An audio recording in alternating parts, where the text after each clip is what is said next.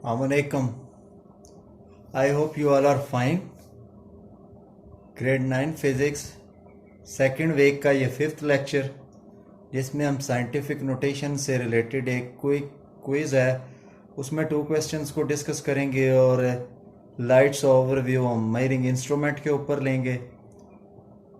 तो previous question में हमने साइंटिफिक नोटेशन को डिटेल से डिस्कस किया था। साइंटिफिक नोटेशन एक्चुअली क्या होता है आपका, और साइंटिफिक नोटेशन में हम वैल्यूज को कैसे राइट करते हैं और हमारी रीजन क्या होती है वैल्यूज को साइंटिफिक नोटेशन में राइट करने की, और कौन सी बातें हमें साइंटिफिक नोटेशन में वैल्यू को राइट करने के लिए यूज करनी चाहिए। तो क्विक क्विज में name 5 prefixes most commonly used. ये प्रीफिक्सेस हैं आपके पास जो मोस्ट कॉमनली आपके पास यूज होती हैं, वो आपके पास आप उनको ले सकते हैं। उनमें किलो को ले सकते हैं, किलो आपकी फ्रीक्वेंटली यूज होती है। किलो जो कि आपके पास 10 पावर 3 होती है।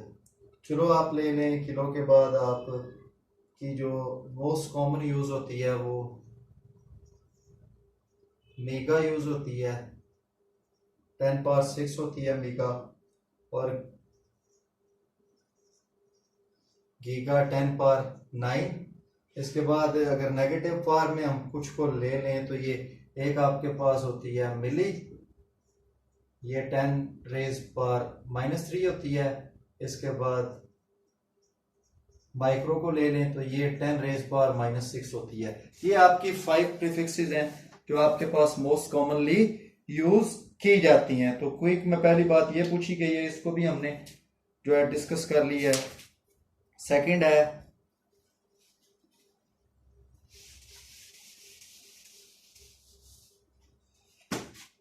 the sun is 150 million kilometer away from the earth.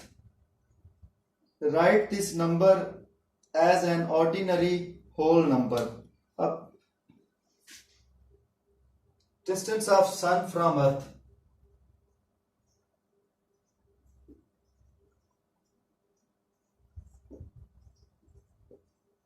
distance of sun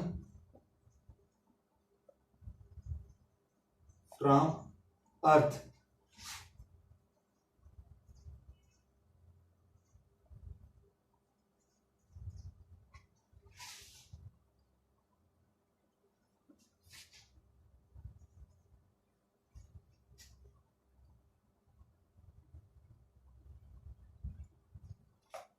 ये आपके पास वैल्यू जो है हमने राइट करनी है 150 मिलियन।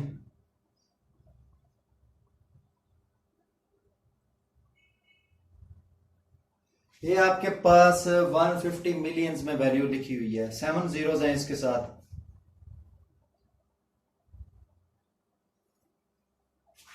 150 मिलियंस ये आपके पास वैल्यू है, जिसे आप सिंपल वर्ड्स में 15 करोड़ जो है वो भी पढ़ते हैं। 150 मिलियंस ये आपके पास वैल्यू किस में हमें दी गई है, किलोमीटर्स में दी गई है, तो साथ हम किलोमीटर राइट कर लेंगे। ये आपका डिस्टेंस ऑफ सन फ्रॉम अर्थ है। और दूसरी बात जो इसमें आपने राइट करनी है वो ये है कि साइंटिफिक नोटेशन में इसको जो है वो आपने राइट करना है। तो मैंने आपको बताया था कुछ बातें आपको माइंड में रखनी है। आप एक्सट्रीम लेफ्ट पे जो फर्स्ट होल नंबर है वो कौन सा है, 1, उसके बाद पॉइंट लगा दें। अब extreme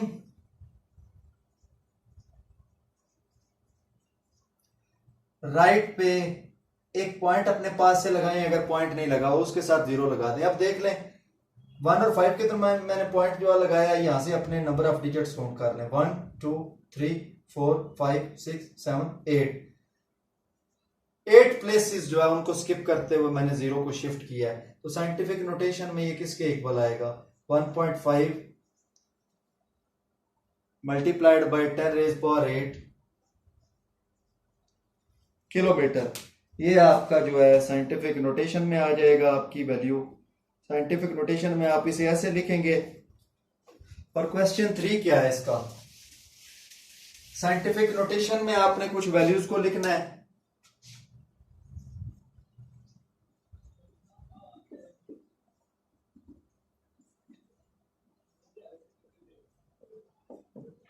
right into scientific notation. तो फर्स्ट जो कि आपकी ए वैल्यू है वो है आपके पास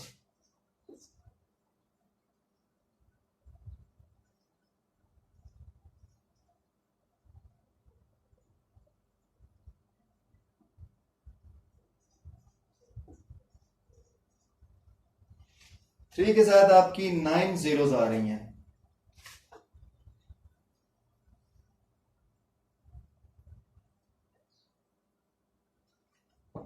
आपने इसको साइंटिफिक नोटेशन में लिखना है। मैं इसका यूनिट भी देख लूं साथ, इसके यूनिट है मीटर पर सेकेंड।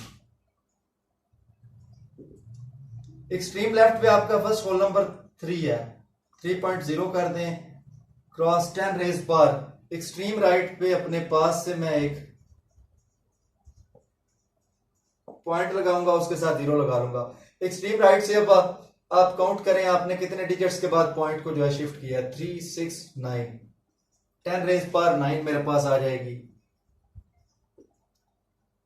3.0 मल्टीप्लाई 10 रेज पावर 9, ये आपके पास इसकी वैल्यू आ गई है जो कि साइंटिफिक नोटेशन में है। साइंटिफिक नोटेशन आपका बड़ा सिंपल सा मेथड है जिसमें आप एक्सट्रीम लेफ्ट पे फर्स्ट होल नंबर को देखते हैं। एक्सट्रीम लेफ्ट पे फर्स्ट होल नंबर जो भी होता है उसके बाद आप पॉइंट लगाते हैं। एक्सट्रीम राइट पे अगर पॉइंट है तो उस पॉइंट से इस पॉइंट तक आप नंबर ऑफ डिजिट्स काउंट कर लें। अगर पॉइंट नहीं है तो मेरी तरह अपने पास एक पॉइंट लगाएं और उस पॉइंट से आप चेक कर लें कितने जो है प्लेसेस आपने स्किप करते हुए पॉइंट को रोटेट किया है, शिफ्ट किया है, तो आप 10 की पावर में उस वैल्यू को लिख दें। अब आपके पास है इसका बी पार्ट सिंपल है, वो आप लोग खुद कर लेंगे। इसका सी पार्ट जो है वो मैं करता हूं। 0.9 जीरोस हैं,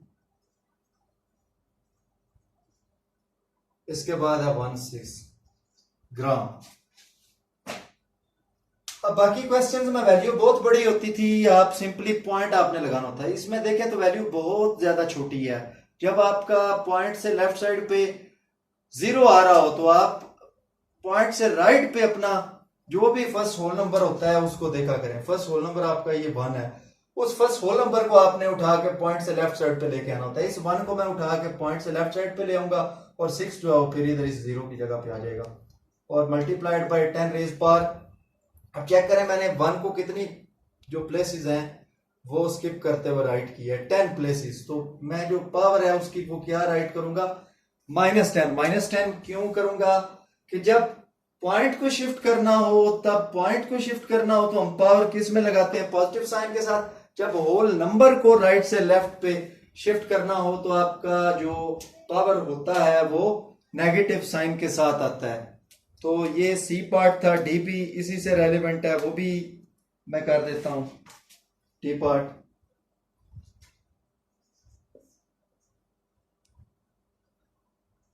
zero point zero zero zero zero 548 seconds. वही काम, वैल्यू छोटी है, पॉइंट से लेफ्ट पे 0 है, पॉइंट पे से राइट पे फर्स्ट होल नंबर क्या 5 इस 5 को आप उठा के 0 की जगह पे लगाएं, फिर ये 4 8 इनकी जगह पे आ जाएंगे, इन दोनों की जगह पे 10 रेज पावर 5 को आपने कितनी पोजीशन स्किप करते हुए जो है वो शिफ्ट किया 1 2 3 4 5, 10 रेज पावर -5। तो ये देखें मैंने इनको साइंटिफिक नोटेशन में राइट कर दी है। बड़ा सिंपल मेथड है, बस 3 से 4 जो सिंपल सी बातें हैं उन बातों को आप अपने माइंड में रखें तो आप साइंटिफिक नोटेशन में किसी भी वैल्यू को इजीली राइट कर सकते हैं। ये आपका साइंटिफिक नोटेशन का टॉपिक जो है वो फुली यहाँ तक खत्म हो जाता है। इसके बाद आपके पास नेक्स्ट आर्टिकल है measuring instrument.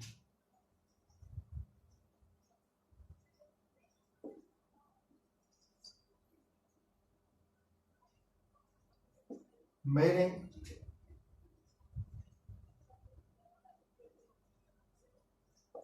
instruments।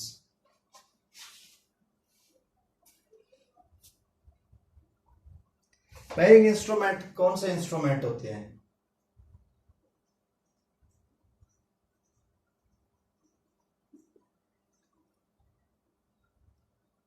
instruments used to measure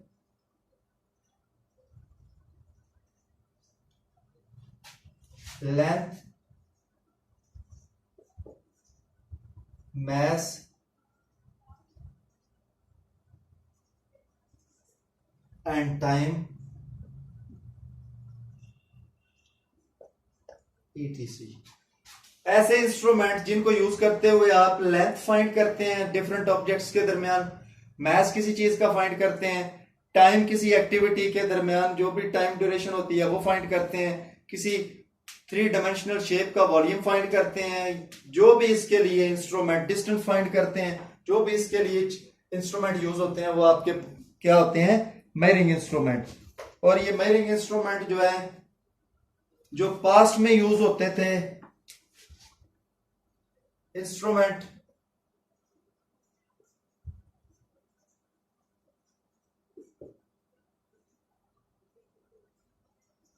used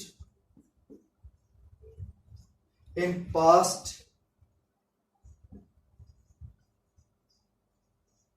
were not accurate। Past में जो आप मेजरिंग इंस्ट्रूमेंट यूज करते थे उनमें काफी जो है होता था, जो आप डाउट, आपने कुछ बर्तन रखे होते थे डिफरेंट चीजों को मेजर करने के लिए, जैसे कि आप चावल वगैरह या आटा वगैरह ऐसी चीजें आपने जब मेजर करनी हो तो आप क्या करते थे, डिफरेंट आपने बर्तन रखे होते थे, अपने मैसेज अपने पास से बनाए रखे हुए होते थे, वो जो है आपके 80 to 90% तो ठीक हो सकते थे लेकिन फुली एक्यूरेसी उनमें कभी भी नहीं हो सकती थी। आपके लेंथ मेजरिंग इंस्ट्रूमेंट जो होते थे वो भी बहुत छोटी मेजरमेंट में डाउट को डेवलप कर देते थे, वो अनेबल थे छोटी छोटी डायमेंशंस को वो फाइंड कर सकें या छोटी छोटी चीजों के वॉल्यूम फाइंड कर सकें। तो क्या था कि पास्ट में जो भी इंस्ट्रूमेंट थे यूज हो रहे थे वो अच्छे नहीं थे। टाइम मेजरिंग के लिए जो आपकी वॉच यूज होते थे, क्लॉक यूज होते थे, वॉच यूज होती थी, क्लॉक यूज होते थे, वो भी ठीक नहीं थे, क्योंकि अभी भी हमारी जो वॉच होती है, हमारे जो क्लॉक होते हैं उनमें अभी भी थोड़ा बहुत एरर होता है। अभी मैं शायद कुछ अर्सा पहले मैंने पढ़ा था कि अभी भी आपका जो एक दिन है वो 23 आवर्स और 57 to 58 मिनट्स का अभी भी 2 मिनट्स शॉर्ट है। तो ये जैसे जैसे टाइम आगे गुजरता रहेगा ये आपके जो है आपका दिन बढ़ता रहेगा और ये 24 आवर्स में कन्वर्ट हो जाएगा। और साइंस ये भी जो है कहती है, उस साइंस का ये जो है ऑब्जर्वेशन है कि एक टाइम शायद ऐसा भी आए कि आपका जो टाइम है, आपका दिन जो है वो 24 आवर्स से बढ़ जाए, तो फिर आपके ये जो आपकी वॉच है, आपके क्लॉक हैं, ये फिर क्या हो जाएंगे, गलत हो जाएंगे। तो क्या है कि पास्ट में जो चीज़ें इसके लिए यूज़ हो रही थी वो ठीक नहीं थी, उनमें बहुत सारा डाउट होता था, लोग अंदाजे से ही काम करना शुरू कर देते थे। आजकल जो आप वॉच यूज़ कर रहे हैं वो इतनी मतलब रिलायबल हैं, इलेक्ट्रॉनिक और डिजिटल जो आपकी इलेक्ट्रॉनिक है वो तो 1 सेकंड को 100,000 पार्ट तक मेजर कर सकती है, जो आपकी डिजिटल है वो 1 सेकंड को 10th पार्ट तक जो है वो मेजर कर सकती है। तो आज आपके पास जो मेजरिंग इंस्ट्रूमेंट हैं वो बहुत ज़्यादा रिलायबल हैं, बहुत ज़्यादा एक्यूरेट हैं, इनकी एक्यूरेसी जो है वो 90%, मोर देन 90% है। फुली एक्यूरेट तो हम किसी भी चीज़ के लिए नहीं कह सकते। तो नेक्स्ट हम जो है इसमें कुछ इंस्ट्रूमेंट पढ़ेंगे जो यूज़ होते हैं चीज़ों को मेजर करने के लिए, डिफरेंट ऑब्जेक्ट्स को मेजर करने के लिए, उनका मैथ, लेंथ या टाइम, वो नेक्स्ट लेक्चर में हम पढ़ेंगे। अल्लाह हाफिज़।